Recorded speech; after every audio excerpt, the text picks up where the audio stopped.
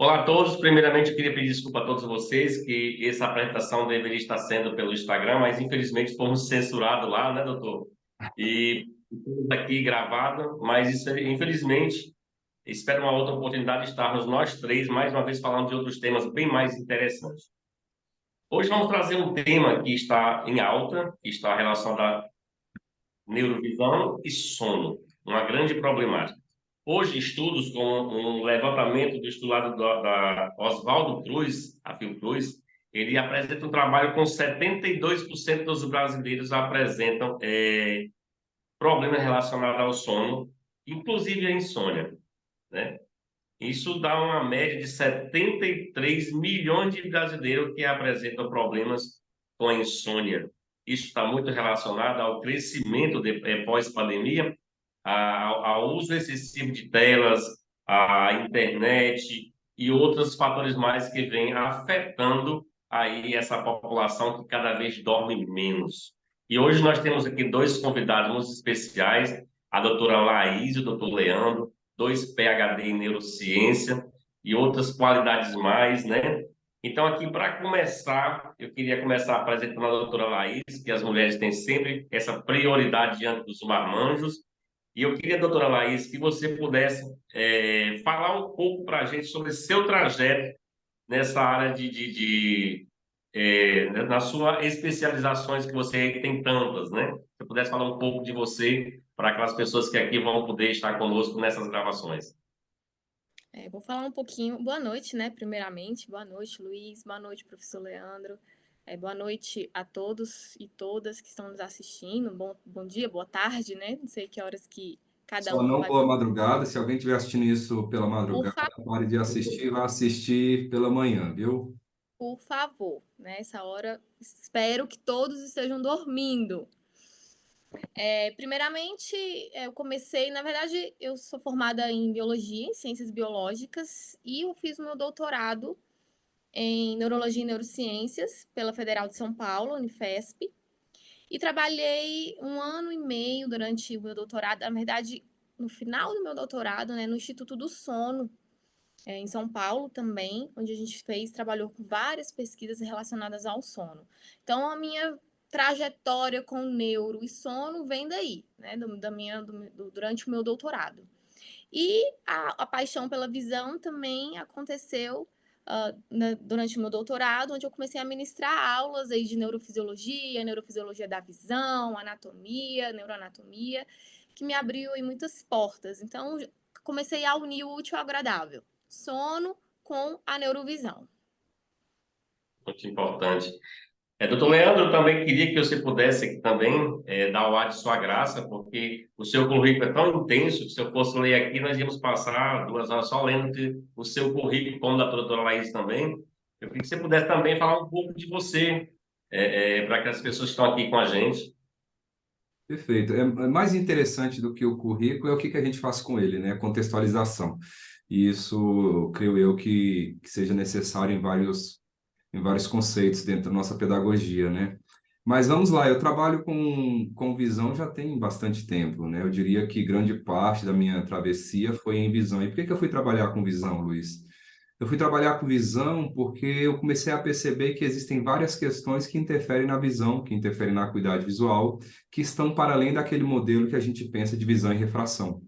Então, a partir do momento que a gente entende que visão não é só refratar luz, que visão não envolve somente questões extrínsecas, motilidade extrínseca, mas que visão, antes de tudo, envolve encéfalo, e a palavra é essa, encéfalo mesmo, porque visão envolve cérebro, envolve tronco encefálico, envolve cerebelo, envolve todas as estruturas, todos os lobos cerebrais. Então, se a gente tivesse lobo frontal, parietal, temporal, ínsula, occipital, todos estão envolvidos de alguma maneira. E quando eu comecei, então, a entender que a visão está linkada a aspectos emocionais, que a visão está linkada a diversos transtornos, que envolvem inclusive transtornos de aprendizagem, eu comecei a ter uma visão muito mais sólida, inclusive, de que por meio da neurovisão a gente consegue literalmente dar grandes passos, inclusive quando a gente está falando de saúde mental, porque a visão traz várias pistas para a gente, inclusive pistas de pessoas com depressão, com ansiedade e assim sucessivamente.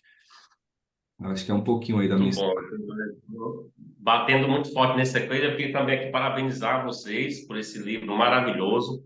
que é o meu livro de cabeceira, onde está aqui os meus nobres escritores, doutora Laís, doutor Leandro, doutor Júlio também está aqui nesse livro, um livro maravilhoso, parabéns, porque aqui eu estou seguindo as minhas primeiras trilhas, né, do aprendizado na neurovisão, mas eu queria aqui iniciar, para não pegar o tempo de vocês demais, eu queria que a doutora Laís, ela pudesse aí, você também pudesse também participar com a gente, contribuindo para que esse bate-papo flua de uma forma mais gostosa, né? Eu queria aqui perguntar à doutora Laís, né?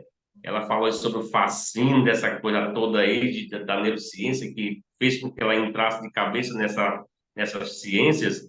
Eu queria que ela pudesse falar sobre o fascínio pelo sono e o que você acha que o sono afeta especificamente o funcionamento do nosso cérebro e a neurovisão. Se eu falar rápido, vocês me corrigem, porque eu tenho a língua meia presa e o cortisol alto atrapalha mais um pouco ainda, né? Fique tranquilo, Luiz. Faz parte do processo. A gente está aqui todo mundo para aprender, é isso aí. Estamos de dois doutores aqui, meu amigo, velho. Não é para um simples A pressão mortal aqui. psicológica, né? Então, Luiz, falando de cérebro e falando de sono, visão, né, tá tudo muito interligado. A gente tem vários problemas, vários distúrbios do sono que vão estar relacionados aí diretamente a prejuízos visuais. Um deles é o glaucoma. Então, tem estudos que mostram que o glaucoma está associado ao distúrbio do sono, associado à insônia. Então, a gente tem um maior risco de apresentar glaucoma. Alguns estudos mostram que até 10% dos pacientes, dos indivíduos, né, que apresentam problemas de sono, distúrbios de sono, eles podem apresentar glaucoma em algum momento da vida. Então, a gente tem alguns outros problemas também associados ao glaucoma, por exemplo, como, por exemplo, a apneia do sono. A apneia é um distúrbio do sono relacionado a um fechamento parcial ou total da via aérea. Então, a gente está dormindo, durante o sono acontece esse fechamento das vias aéreas, e isso interrompe, né, a oxigenação, interrompe vários mecanismos durante o sono, e um dos problemas que podem acontecer é o glaucoma, a pessoa apresentar o glaucoma. E aí a gente tem outros problemas relacionados quando a gente fala de visão e cérebro, por exemplo, com o uso excessivo de telas. A tela ela vai afetar não só a nossa qualidade de sono, como também vai interferir no nosso sistema visual completamente. Miopia, né? Vista cansada. Então, a gente vai ter vários problemas relacionados. É importante ressaltar nessa questão que quando a gente fala do glaucoma, claro, a gente não está aqui dizendo que o glaucoma, a etiologia é o sono, né? Não. E no mundo em que a gente está cheio de haters aí, que tudo que a gente fala, muitas vezes as pessoas querem interpretar, ou deturpar, ou distorcer. Claro, existem várias questões associadas ao glaucoma, até porque existem vários glaucomas, né? Glaucoma de ângulo fechado, de ângulo aberto, existem outras questões. E é muito interessante que até mesmo na apneia obstrutiva do sono, que está dentro desses distúrbios, um fator muito curioso é a neuropatia óptica isquêmica anterior não arterítica, né? Um outro fator que está envolvido também com o sono e precisa ser considerado, sem dúvida, quando a gente está pensando em saúde visual. Exatamente, pessoal. Só podendo aqui contribuir também com essas maravilhosas palavras que estão falando aí. Hoje, a gente vê que as pessoas têm chegado nos nossos consultórios, cada vez mais pessoas com o sistema visual bastante afetado. E bastante pessoas chegam com midrias, né? E o sono, a perda de sono, ele leva a essa produção desse eixo, ele estressor, né? Hipotálamo, pituitário e adrenal, e gera também adrenalina e noradrenalina, que vai lá na minha pupila, né? E ela passa Cortisol, né, a Luiz? produção desse. Oi? O próprio cortisol, né? Cortisol, né? Então ela vai lá e afeta diretamente na ação da acetilcolina, fazendo com que a pupila não venha fazer seu trabalho de, de miose, dificultando a escoação do humor aquoso. Isso é um dos fatores grandes que ela tem falado aí, é o caso do glaucoma, né? Porque se o fluido não está saindo de forma correta, sem sacrifício, pode gerar aí uma redução de humor aquoso, levando a pressão intraocular, possivelmente um glaucoma, né? Mas eu queria aqui também, doutora, eu vou explorar você muito hoje, doutora. Nós estamos aqui só, o Leandro só participando. Hoje é coadjuvante nesse papel aqui hoje. Você é a atriz principal. Você mencionou que vários trabalhos têm feito ao sono. Com a sua experiência, existe uma relação direta entre distúrbio do sono e problema visual? Sim, existe. Existe uma relação aí bidirecional, né, quando a gente fala do distúrbio do sono e os problemas de visão. Como eu já citei um deles, por exemplo, uma das condições vai ser a apneia do sono, que vai estar associado aí a problemas oculares relacionados ao glaucoma. Além disso, a gente tem a privação do sono, ela vai levar a alguns outros fatores importantes, como, por exemplo, fadiga ocular, a diminuição da lubrificação dos olhos, né, que vai resultar num grande desconforto visual. Inversamente, a gente tem problemas de visão que podem afetar a qualidade de sono, especialmente em casos de perda da visão noturna ou da sensibilidade à luz. Muito bem. Você pode contribuir também, professor? Ixi, a gente pode ficar aqui um ano agora falando do que o sono Vamos, né? pode causar na visão, né? Primeiro porque a gente sabe que, e aí a grande pergunta, talvez os profissionais da saúde visual que estejam nesse momento nos assistindo, talvez estejam se perguntando, ok, mas quanto tempo de privação de sono ou de problema de sono é suficiente para que nós tenhamos um comprometimento visual? Eu estou falando de uma noite de sono. Tá? Então, um paciente que ele é privado uma única noite de sono, ele já tem problemas associados à acuidade visual. Por quê? Você aumenta, por exemplo, o limiar para desencadear potencial de ação. Isso é um fato. Se você aumenta o limiar, você precisa de mais estímulo para que esse potencial ocorra. Isso já é um problema. A gente sabe hoje que a gente impacta diretamente, a privação de sono, ela impacta diretamente em duas vias visuais muito importantes, onde nós temos vias que saem da retina, via nervo óptico, que são as vias parvo, celulares e magno, né? E a gente sabe claramente hoje que privação de sono interfere na via magno celular. E uma das funções dessa via, por exemplo, está associada à diferenciação de contraste, está associada à nitidez, está associada à acuidade visual como um todo. E aí eu estou falando basicamente de um dia de privação de sono. Então, imagina isso em um processo crônico, onde as pessoas, mais uma vez, os dados que você nos trouxe aqui, Luiz, foram dados muito curiosos. A gente está falando de 73 milhões de pessoas que têm problemas com sono.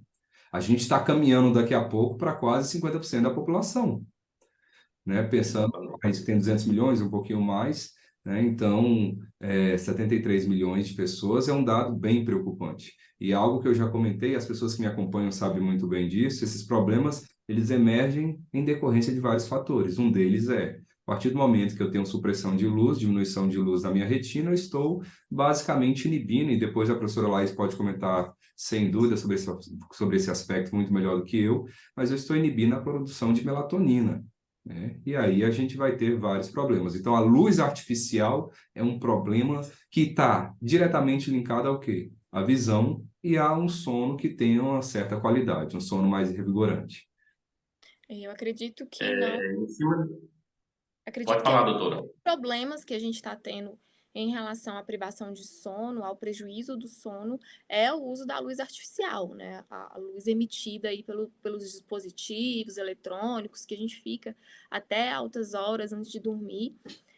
Então, acho que um dos maiores problemas que a gente está tendo hoje relacionado à visão e aos distúrbios do sono é o uso dos dispositivos eletrônicos. O estresse também, né? Sem dúvida, né? O Luiz comentou um pouco sobre esse eixo hipotálamo pituitário adrenal e a gente sabe que o estresse ele tem funções importantíssimas, inclusive quando a gente pensa nesse mecanismo do sono. Só que a função dele é antagônica, é inversa, né? Enquanto a gente tem a melatonina que auxilia nessa manutenção, a gente tem o cortisol que auxilia para que você não durma. Então, uma sociedade a gente hoje, talvez seja importante a gente trazer esse dado, Luiz, o Brasil é o país que é mais ansioso do mundo, né? Então, pensar Aí, nesse aspecto da quem mais ansiedade, consome smartphone, quem mais toma antidepressivo, né? imagina Daqui os a dados pouco que nós todo temos. mundo dorme.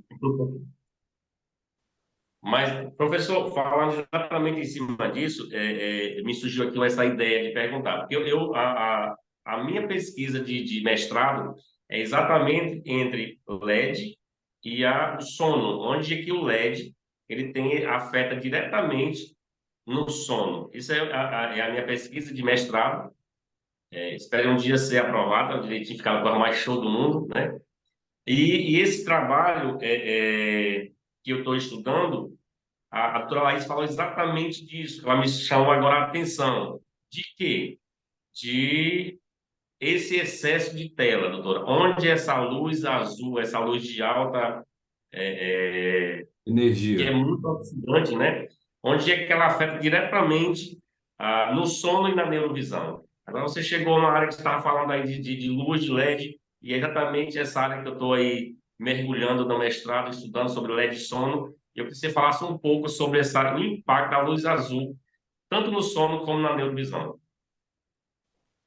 Acho que é um dos grandes problemas que a gente está tendo. E quando a gente fala de uso de dispositivos, principalmente os smartphones aí, antes de dormir, o que acontece é que a gente vai ter uma alteração aí no nosso ritmo circadiano. A gente não foi feito para ficar com uma luz, com uma iluminação no nosso rosto até tão tarde. Por quê? Porque a gente precisa do escuro, a gente precisa suprimir a luz para que a gente produza a melatonina, para que a gente possa ter um sono induzido e uma manutenção do sono adequada.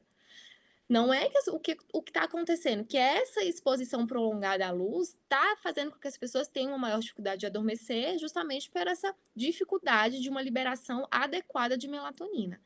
E aí eu vejo que algumas pessoas comentam assim: ah, Laís, mas eu fico com o celular até meia-noite e eu desligo e durmo normalmente. Você vai dormir, ok. Mas a sua qualidade de sono, ela não vai ser adequada. O seu sono não vai ser aquele sono que a gente fala, o sono reparador, em que a gente acorda completamente descansado.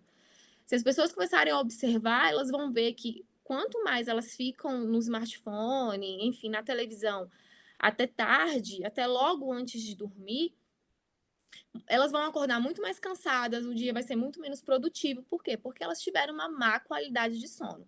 Então, quando a gente fala da luz relacionada ao sono, é principalmente isso. O atraso aí da produção da melatonina, uma alteração no nosso ritmo circadiano. Agora, quando a gente fala relacionado à luz de LED, à visão, aí a gente fala aí dos problemas de toxicidade, né, que o LED tem para as nossas células da retina. Então, de fato, a luz de LED, principalmente o comprimento de luz azul, ele vai afetar diretamente a nossa retina, vai matar os nossos fotorreceptores, né, vai causar lesões.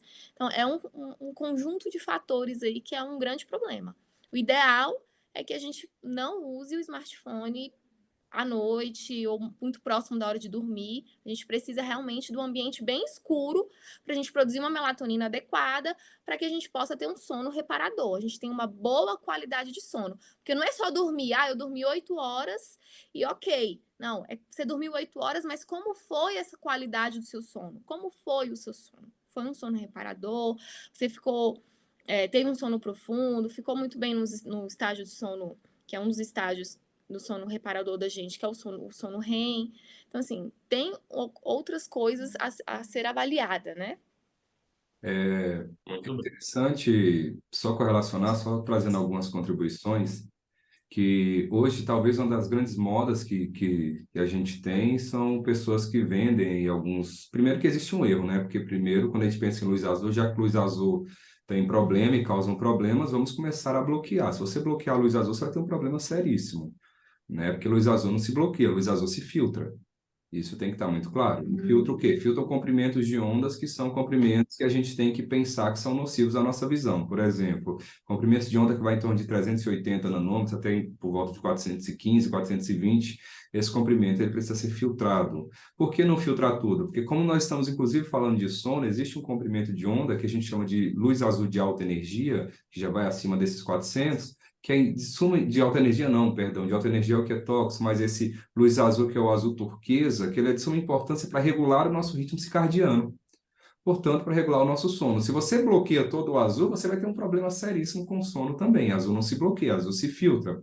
E quando a gente pensa nessa questão, e você até trouxe na tua fala, Luiz, e a professora Laís também colocou, esse diodo emissor de luz, essa luz de LED, ela causa vários comprometimentos.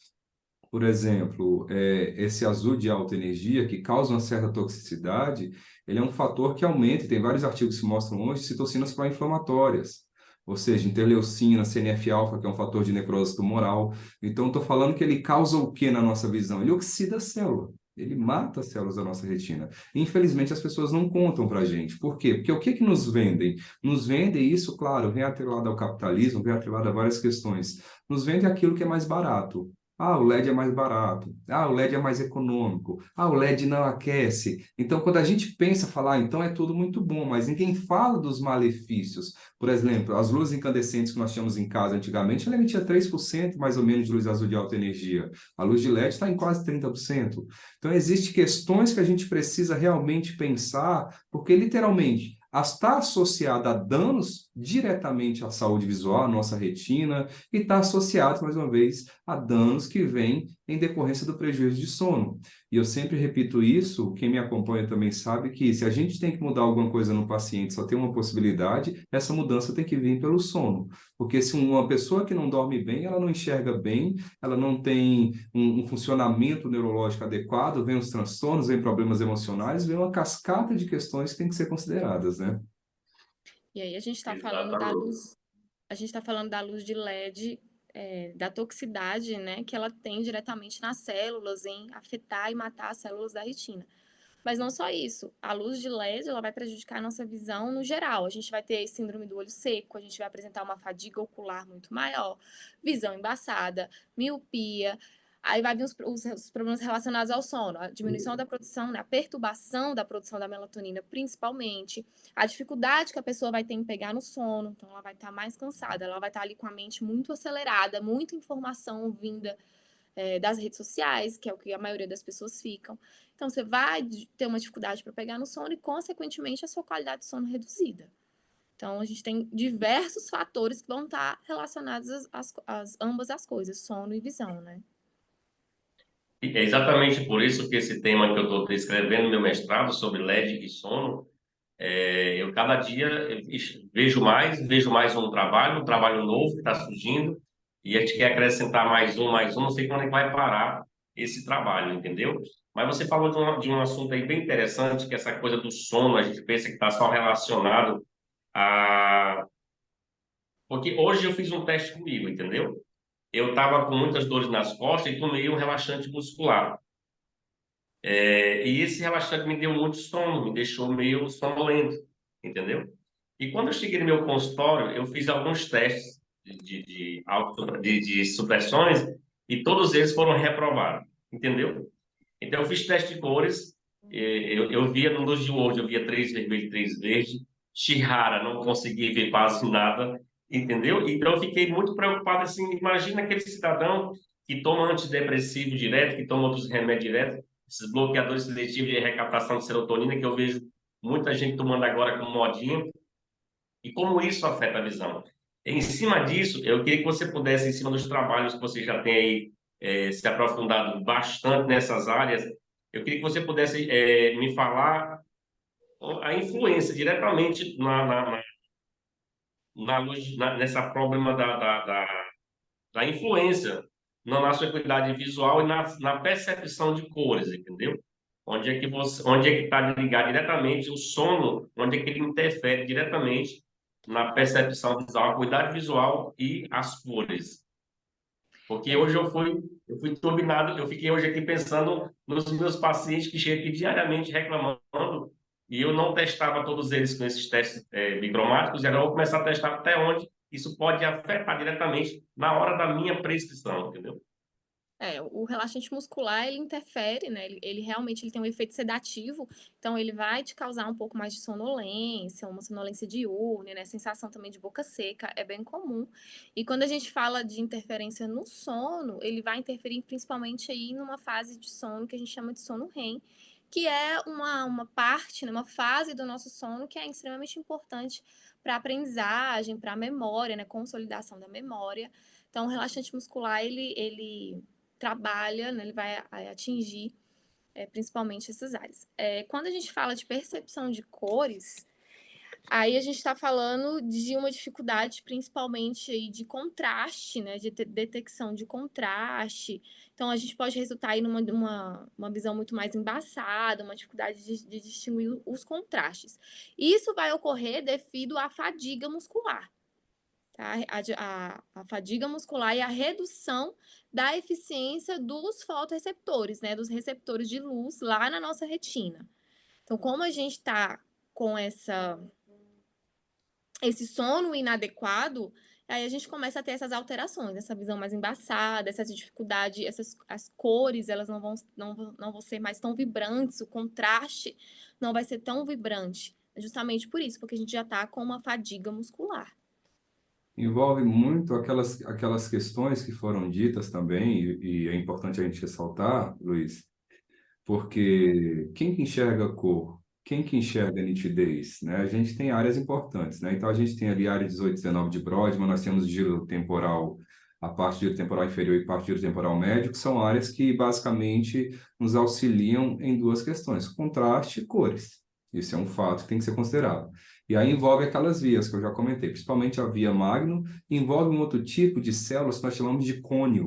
Então, cônios celulares. O conceito etimológico dessas células vem de poeira. Ela fica intercalada entre as camadas ali de células de parvo e magno que nós temos, tanto ali que saem do corpo geniculado lateral, quanto aquelas que vão ali para o lobo occipital. Eu sei que eu estou utilizando talvez uma nomenclatura um pouco mais técnica para algumas pessoas, mas é importante para que a gente consiga também detalhar para ambas as pessoas que estão nos escutando nesse momento. Em resumo, aonde eu quero chegar? Eu quero dizer que esse grupo de células são importantes para enxergar, para detectar contrastes, para perceber cores, inclusive alterações que envolvem giro temporal inferior. O paciente pode desenvolver um quadro que nós chamamos de acromatopsia cortical, onde esse paciente ele perde a capacidade de perceber cores. Isso pode ocorrer em quais situações? Pode ocorrer no paciente que está tendo uma maior privação de sono, pode ocorrer num paciente deprimido, pode ocorrer em pacientes que tiveram lesões aí, ou um traumatismo crânioencefálico, outras lesões intraparenquimatosas. Então, isso pode acontecer em vários contextos,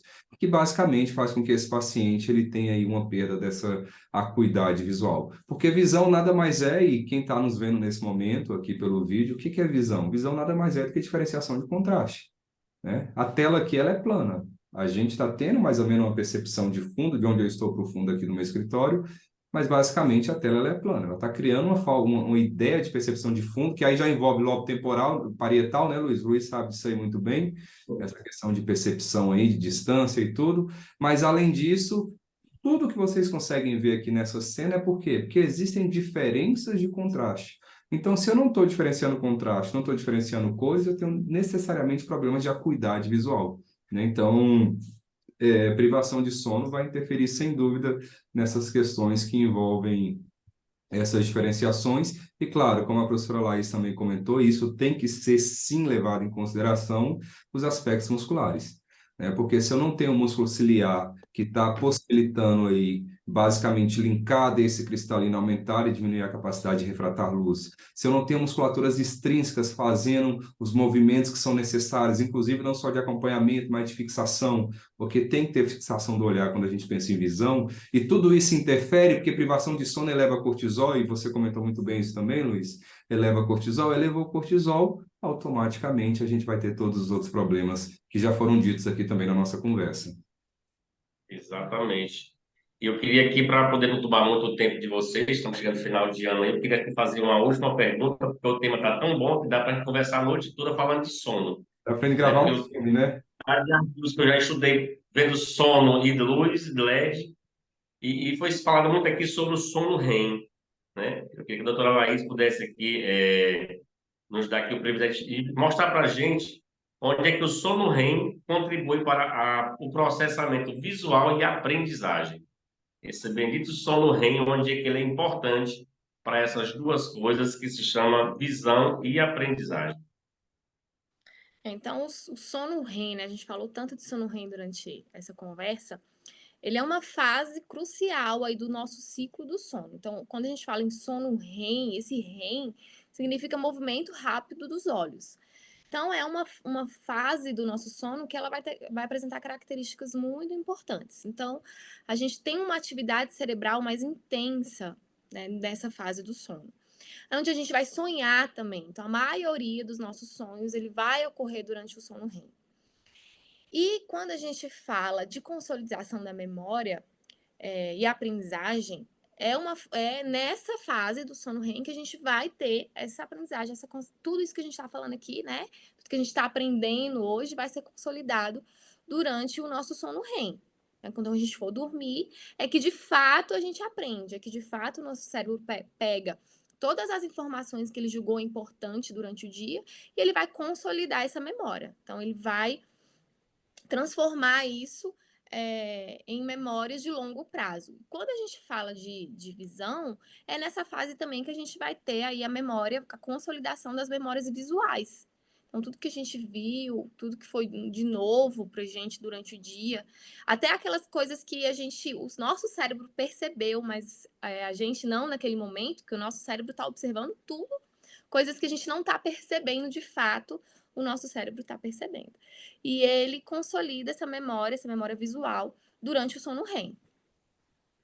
É importante dizer, talvez para a gente não ser também, como assim o nosso cérebro está percebendo e Acho que eu não consigo me expressar muito bem, né? a gente está falando de processamento consciente e inconsciente, né? Existem Isso. várias informações que são captadas, que chegam nos nossos olhos, que são armazenadas no nosso cérebro de alguma maneira, mas que não acionam essas funções corticais superiores, não acionam o córtex cerebral.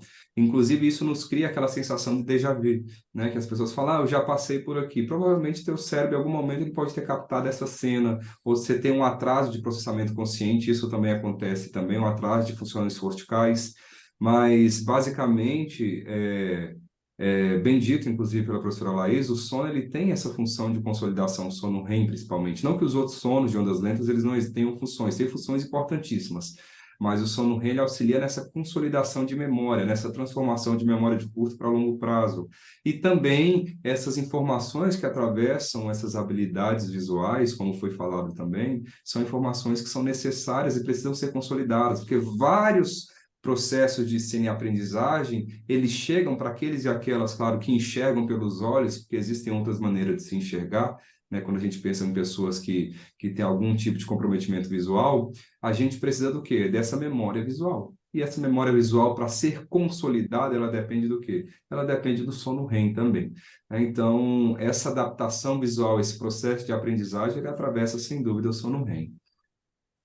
Eu sempre falo para os meus pacientes que hoje a quantidade de jovens que a gente recebe aqui no nosso consultório reclamando de queixa visual, que não estão acompanhando as aulas, que não estão é, conseguindo identificar os trabalhos hoje nas lousas, ou no data show, que hoje muito apresentar hoje nas escolas, e a gente vai fazer esses testes.